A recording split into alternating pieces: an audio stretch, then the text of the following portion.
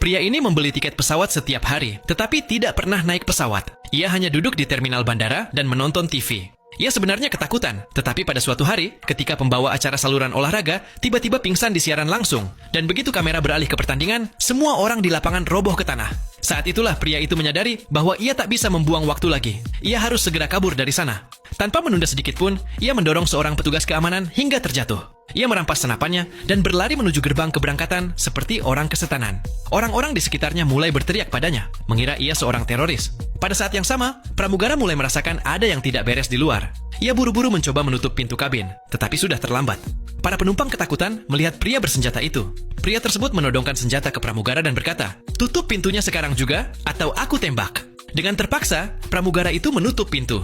Kini pria itu berlari menuju kokpit. Ia takut, tetapi berusaha tetap tegar. Ia mencoba menjelaskan kepada kapten bahwa jika pesawat tidak diterbangkan sebelum matahari terbenam, semua orang akan mati. Namun kapten tidak mengerti apapun.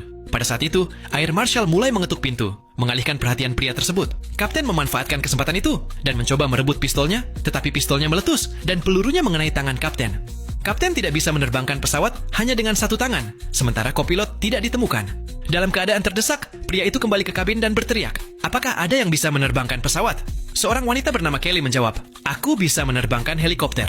Dengan bantuannya, pria itu mulai menerbangkan pesawat. Ketika pesawat sudah berada di udara, Kelly menyuruh kapten untuk terbang ke arah barat, tempat matahari terbenam. Setelah penerbangan stabil, kapten bertanya, "Kenapa? Apa maksudnya kematian ketika matahari terbenam?" Pria itu, yang bernama Raymond, berkata, "Aku seorang mayor di Angkatan NATO. Tanpa sengaja aku mendengar rapat rahasia yang mengatakan bahwa matahari telah bermutasi. Sekarang sinarnya dapat membakar apapun yang hidup, walaupun kita bersembunyi di dalam gedung. Pemain yang roboh di siaran TV adalah buktinya. Kita harus terbang dalam kegelapan dan menghindari sinar matahari. Kalau tidak, kematian kita pasti."